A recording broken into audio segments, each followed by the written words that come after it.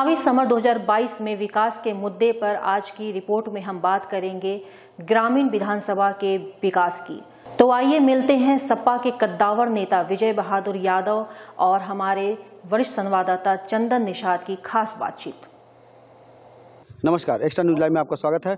मैं हूं चंदन कुमार। आज हम बात करेंगे ग्रामीण क्षेत्र में विकास के बारे में। देखते हैं कितना विकास हुआ है। आए हैं पूर्व विधायक विजय बहादुर यादव जी के पास और हम देखते हैं वो जनता से अपना किस तरह से मिलते हैं और किस तरह से उनकी संवाद होती है, इस पर हम दिखाएंगे आपको।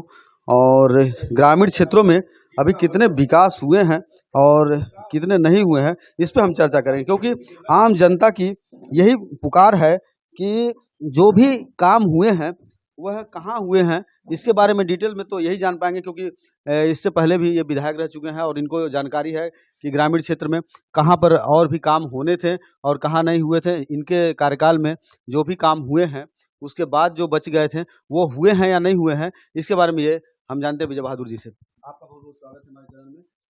आपको भी बहुत बहुत धन्यवाद कि कम से कम स्वच्छ आप एक आईना दिखाने का प्रयास कर रहे हैं, इसलिए आप साथी को बहुत बहुत धन्यवाद। विधायक जी, आज हम इस विषय को लेकर आपके पास आए हैं कि ग्रामीण क्षेत्रों में जो आपके कार्यकाल में काम हुए थे और जो अभी कुछ बचे हुए हैं या फिर वर्तमान विधायक द्वारा जो काम हो रहे हैं उसके बारे में हम चर्चा करेंगे। तो ऐसे में हम ये आपसे जानना चाहेंगे कि ग्रामीण क्षेत्रों में आप तो डेली जा रहे हैं, क्षेत्रों का दौरा कर रहे हैं और समय समय पर लोगों के साथ भी मिल रहे हैं। तो ऐसे में आपसे ये बताइए हमको कि ग्रामीण क्षेत्रों में अभी क्या ऐसा है जहाँ पर काम अभी नहीं हुए हैं और जहाँ पे काम बाकी है। देखिए, जो 2012 से 17 में समाजवादी पार्टी की सरकार जो खाका तैयार की थी गोरखपुर के विकास के लिए, और गोरखपुर ग्रामीण विधानसभा क्षेत्र पूर्वांचल का एक ऐसी विधानसभा है जिसमें साहबगंज मंडी, उर्दू, घंटाघर, जाफरा बाजार, इन क्षेत्रों में पूर्वांचल से सारे छोटे खुदरा व्यापारी आते हैं। इन क्षेत्रों से सामान लेकर के जाते हैं और बेचते हैं, इसलिए बहुत ही महत्वपूर्ण क्षेत्र है गोरखपुर ग्रामीण विधानसभा। आप जब कभी भी नौसड़ के इस पार आते हैं तो जब देखेंगे जैसे ही 9 बजे का जाम लग जाता है। आप चैनल के साथ ही आए हैं, आप ही के माध्यम से हमको जानकारी हुई थी कि जब आदरणीय योगी जी उत्तर प्रदेश के मुख्यमंत्री की कमान 19 मार्च 2017 को संभाले थे, गोरखपुर के प्रथम आगमन पर उन्होंने घोषित किया था कि हम बिजली कटौती से मुक्त करते हैं। गोरखपुर में बिजली कटौती नहीं होगी, 24 घंटा निर्बाध बिजली की सप्लाई होगी। गोरखपुर को हम मेट्रो देंगे। यही विकास प्राधिकरण का भवन जो 1 किलोमीटर की दूरी पर है, यहाँ कम ही पड़ेगा, इसी भवन में बैठक थी, यहीं से इन्होंने घोषित किया था। बिजली तो अभी 24 घंटे बता रहे हैं, जो उसके हिसाब से तो आ ही रहा है लगभग। नहीं, आप मुद्दे पाइए, हमारी अपनी बात को कह लेने दीजिए। हम आपसे जानना चाहते हैं कि यहीं से 5 महानगरों को उन्होंने कहा था कि हम मेट्रो चलाएंगे लखनऊ के तर्ज पर। हम उनको धन्यवाद देते हैं कि आदरणीय अखिलेश यादव जी की समाजवादी पार्टी की स्कीम उनको भाई कि मेट्रो से गोरखपुर के जाम की समस्या से निजात मिलेगा।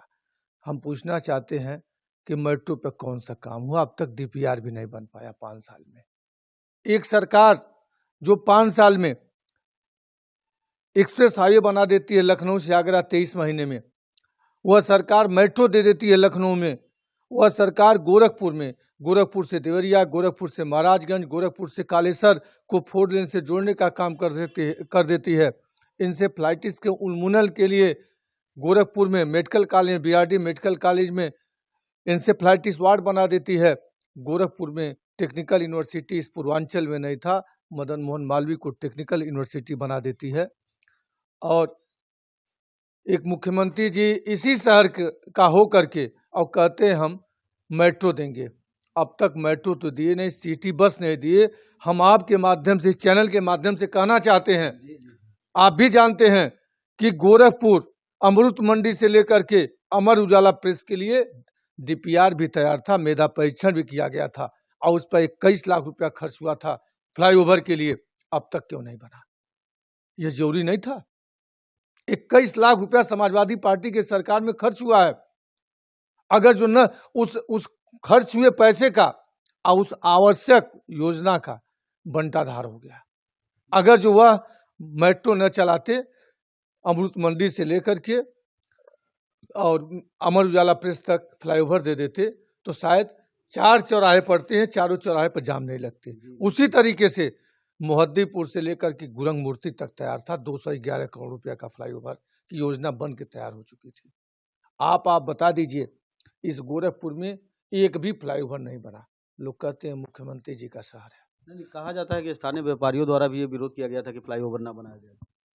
आप बता दीजिए, 4 लेन के काम के लिए भी तो विरोध होता है सबका, भू अधिग्रहण में भी विरोध होता है सबका।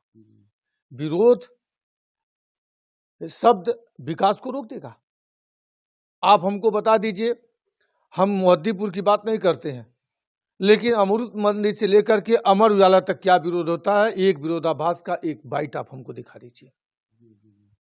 आज क्यों आकर के, आज जब अंतिम समय हो गया है तो आज कह रहे हैं कि फ्लाईओवर बनेगा। जब सरकार जाना हुआ, गिन चुन करके 30-35 दिन सरकार का बचा, इससे अधिक है क्या? 30 दिन से ऊपर है और सूचना लग जाने के बाद कोई नई योजना प्रारंभ नहीं की जाती है। 30 दिन बचा है, आप बात कर रहे हैं कि यहाँ फ्लाईओवर बनेगा। आप आज बात कर रहे हैं कि जल निकासी के लिए फला काम होगा। एक पंप हाउस नहीं लगा पूरे गोरखपुर में।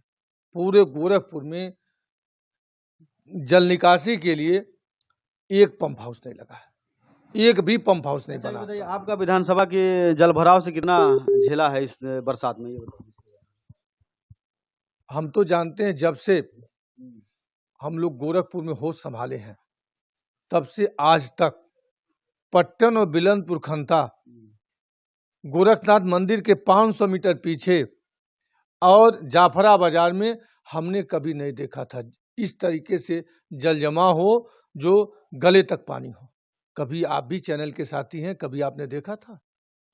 हम आपके माध्यम से जानना चाहते हैं कि हमको भाजपा के सरकार में बैठे लोग बता दें कि इन क्षेत्रों में अस्थायी एक भी पंप हाउस लगवाए हूं। एक भी बता दें, एक भी बता दें कि लगाओ तो हमको बता दें। आप बता दी कोई काम न किया गया हो, आप कहेंगे यह विकास हो गया, वह विकास हो गया। जैसे 100 डायल को 112 बना दिया, आपने जोड़ लिया अपने से। बहुत सारे को इलाहाबाद का नाम बदल लिया, उससे आपने विकास को जोड़ लिया। एकाना स्टेडियम को अटल बिहारी वाजपेयी कर दिया, समाजवादी पार्टी के स्टेडियम को, उससे आपने विकास को जोड़ लिया। पूर्वांचल एक्सरसाइज जो आदरणीय अखिलेश यादव ने सब कुछ किया, उसको अपने आप से आपने जोड़ लिया। इसलिए आज युवा देख रहे हैं कि 2 करोड़ का रोजगार कहाँ गया, 2 करोड़ का रोजगार कहाँ गया। आज उसके बहस में न इस प्रदेश के मुख्यमंत्री हैं, न इस देश के प्रधानमंत्री हैं, न करप्शन के बारे में कुछ बोलना चाह रहे हैं। और बहुत हुई महंगाई की मार, अब की बार भाजपा की सरकार, इस नारे का क्या हुआ, इस पर भी बोलेंगे, इस पर भी बहस करेंगे। आज बता देंगे, गैस सिलेंडर 400 का 1000 हो गया, कड़ुआ का तेल 60 रुपया का 200 हो गया, सीमेंट 200 का 400 हो गया, मोरंग बालू 3 गुना बढ़ गया, गिट्टी 3 गुना बढ़ गई और कमाई 3 गुना कम हो गई। इस पर नहीं बहस करेंगे। आज जो हमारे साथी थे, दिल्ली, कलकत्ता, बेंगलुरु, मद्रास काम करते थे, आज उनको पेंट पॉलिश का ठेका और काम नहीं मिल रहा है। और यह इतनी बदतर स्थिति इस प्रदेश की है। तो मित्र, आप कम से कम आईना दिखाने की बहुत बड़ी व्यवस्था आपने किया कि कम से हम लोग चाहते हैं डिबेट स्वच्छ हो, सुंदर हो और विकास का हो। वहाँ में विकास पर बात करें और समाजवादी पार्टी के 5 साल के किए गए काम के आधार पर बता दें कि उसके सापेक्ष भाजपा के लोगों ने क्या किया है। एक ही काम किया है। यह कहते हैं कि 70 साल बनाम 60 साल। हम इस पर कहते हैं कि एक बात भाजपा वाले सही बोल रहे हैं कि 70 साल बनाम 60 साल। जो 70 साल में हम लोगों के पूर्वज टैक्स दिए और उस टैक्स से पैसा से रेलवे उत्तर से दक्षिण, पूरब से पश्चिम, चारों तरफ विस्तार किया गया। उस रेलवे का हिस्सा बेच डाला इन्होंने, जिससे बैंक बनाया गया, बैंक की बिल्डिंग बनाई गई, उन बैंकों को बेचने की व्यवस्था कर दी है, LIC को बेचने की व्यवस्था कर दिए, एयरपोर्ट बेच दिए, बंदरगाह बेच दिए। वो किसका पैसा था? अच्छा, ये बताइए विधायक जी, जब भी जो आप कह रहे हैं कि विकास नहीं हुआ गोरखपुर में, अभी हाल ही में आपके 2-4 दिन हुआ प्रधानमंत्री आते हैं और गोरखपुर में एम्स और खाद कारखाना और ICMR, जो कोरोना एक बहुत बड़ी बीमारी थी, उस पे वो गोरखपुर में ही साइंटिस्टों द्वारा जांच करने की प्रक्रिया को उन्होंने स्टार्ट किया है। तो ये 3 बड़ी जो परियोजनाएं थी, प्रधानमंत्री ने उद्घाटन किया। इस पे क्या कहना चाहते हैं कि इतना बड़ा अगर आपको गोरखपुर में उन्होंने दिया, तो क्या एक वो है क्या? पहली चीज, एम्स बहुत आवश्यक थी। एम्स समाजवादी पार्टी के समय में शुरू की गई थी। एम्स की जमीन समाजवादी पार्टी की सरकार ने दी, उसको 4 लेन से जोड़ा, वहाँ पावर हाउस दिया। हम यह कहना चाहते हैं माननीय मोदी जी से, उनके सरकार को, कि एम्स में जितने विभाग होने चाहिए आज हैं क्या, इस पर भी बहस कर लें, विभागवार गिनवा करके, कि जो दिल्ली का एम्स है और देश के और जो एम्स है उसके सापेक्ष गोरखपुर का एम्स है क्या, इस पर भी बहस होनी चाहिए। आया ऐसा क्यों है, क्यों नहीं फुल फ्लेश एम्स दिया गया, सारे विभाग क्यों नहीं दिए गए, इसका उत्तर कौन देगा? केवल एम्स हो जाने से, एम्स कह देने से, एम्स की व्यवस्था न देने से नाम हो जाएगा क्या? हम अपना नाम मोदी रख लें तो हम देश के प्रधानमंत्री हो जाएंगे क्या? ये बड़ा क्वेश्चन है। आइए हम आप मीडिया के साथी हैं, इस क्वेश्चन को माननीय मोदी जी, माननीय योगी जी से पूछ लीजिएगा कि जो एम्स दिल्ली में है उसके पैरेलल ये गोरखपुर का एम्स कहाँ खड़ा होता है। इस सवाल, हमारा एक सवाल है, इसका जवाब आपके माध्यम से मिल जाए तो हम आपके रेडी हो जाएंगे। तो क्या लग रहा है कि पूर्वांचल और गोरखपुर के युवाओं को रोजगार नहीं मिला है क्या आपके हिसाब से? जैसे लग रहा है, आपने बताया कि यहाँ पे जो भी चीजें खोली गई है यहाँ के लोगों को उसमें नहीं रखा गया है। हम तो कहते हैं कि खाद कारखाना चालू हुआ, चालू होने में कर्मचारियों की भूमिका होती है, बगैर उनके चालू नहीं होता है। एक सूची जारी कर दें कि यहाँ से कितने युवा नौकरी पाए, ये आवश्यक है ना। कोई कारखाना फैक्ट्री लगती है तो स्थानीय लोग उम्मीद करते हैं कि हमको यहाँ नौकरी मिलेगी, हमारे बच्चे जिएंगे खाएंगे, और उसी के माध्यम से धन्यवाद देते हैं सरकार को। एक सूची जारी कर दें, हमने इतनी भर्ती की है इस फर्टिलाइजर में, ये गोरखपुर की भर्ती है, हम यही जानना चाहते हैं। उसके बाद हमसे आप डिबेट कर लीजिएगा। चलिए, बहुत अच्छा चर्चा हुआ आपसे। अब हम अंतिम सवाल ये पूछेंगे कि आप अपनी तैयारी क्या कर रहे हैं और ग्रामीण क्षेत्र में 2022 में क्या लग रहा है कि समाजवादी पार्टी सरकार बनाएगी? देखिए, हमारी तैयारी समाजवादी पार्टी की सरकार बनाने की है। हम समाजवादी कार्यकर्ता हैं, हम लोग आदरणीय अखिलेश यादव को मुख्यमंत्री बनाने के लिए काम कर रहे हैं, और हम लोग आदरणीय अखिलेश यादव को मुख्यमंत्री बनाएंगे। वह मुख्यमंत्री हो गए तो हम लोगों को सब कुछ हो गए कि होने वाले हैं? नहीं, होने वाले हैं, होने जा रहे हैं।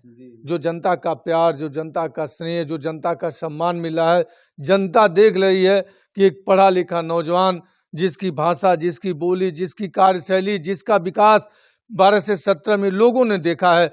इसलिए आज लोग उम्मीद करते हैं कि आदरणीय अखिलेश यादव आएंगे तो बिजली के बिल से निजात मिलेगा, 300 यूनिट बिजली फ्री मिलेगी, माताओं को पेंशन मिलेगा, और युवाओं को नौकरियां मिलेंगी, समान जिंदगी जीने का अधिकार मिलेगा।